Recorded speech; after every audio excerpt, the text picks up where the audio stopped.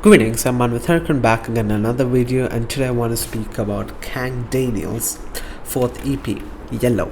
Now, Kang Daniel is a really popular member of 101. In fact, after 101 disbanded, he came back successfully with the solo album Color on Me, which was really successful.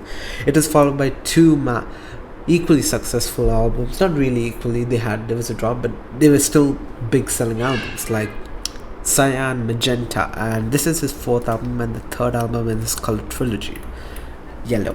Now, first off, I want to speak about the first track, Digital.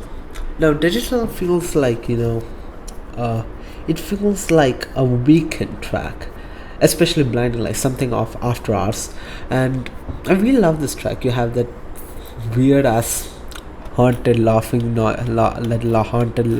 stock sample of somebody laughing on the background. It's an upbeat track with retro sounds into it. Now, it's such a dark song to be honest. The term digital is basically a reference to the cyberbullying that Kang Daniel faced during in his initial part of his career.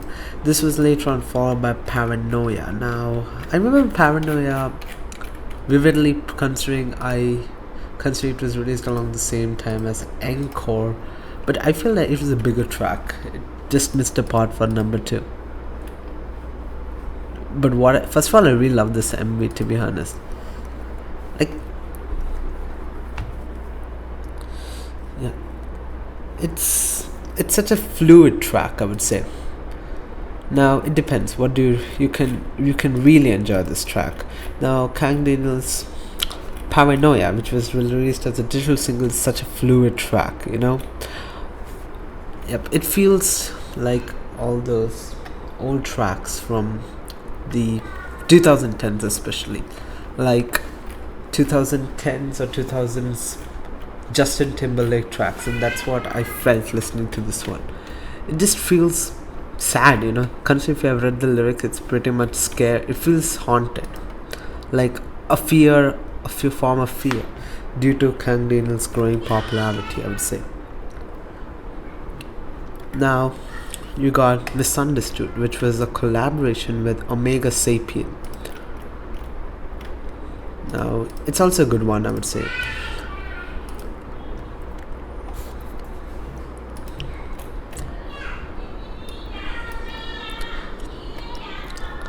Now, Misunderstood, I remember listening to Misunderstood and I found it better than the fourth track, I would say, which is Antidote. I preferred this over the real title track of the song, Antidote. In fact, I would prefer anything, even Paranoia. The first track was, even though I like the title tracks, I prefer the other tracks, like the first track and the opening track, Digital and Misunderstood, over the original title tracks that are given. Now, it has a pretty good bass line, I would say, and then you got that a distorted synth sound, and the backing vocals. Now you can feel the backing vocals go, just feel that distortion in that. Now, it just goes slowly. It's fluidity. It's pretty fluid in its approach, especially that tiny water droplet sounds. Yeah, is that water droplets? I don't know, but maybe it is kind of like that. So I really enjoy that sound that comes along. The next track is Antidote, which is, yeah, I really love Antidote, to be honest. It's a pretty good one. Especially the music video. You see, the music video doesn't have anything that, it's not trying to be gimmicky. You can just see, yeah, it's not really gimmicky. It's just pretty simple, I would say. And the dance moves, this is just beautiful. Now, Antidote feels like, this might sound controversial, it's Kang Daniel's Runaway. Yeah, and that's what I can say about this particular song. It's just beautiful, I would say. It's tear breaking. And the last one is Savior. The Savior is a traditional song. It's a traditional lo-fi song, I would say, and it's kind of happier compared to the other songs. It's pretty, and it just feels good. It's a good R&B, to be honest, with the lo-fi elements in it. Now, what do I think about Yellow by Kang Daniel?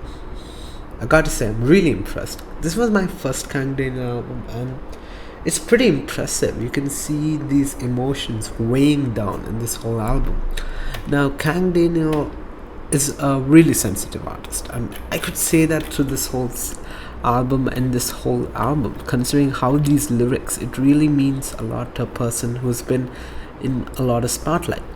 Kang Daniel is one of these really popular K-pop artists now, who's really massive in his business, and it makes sense that he receives a lot of criticism, unwarranted criticism, as well as what can I say about that?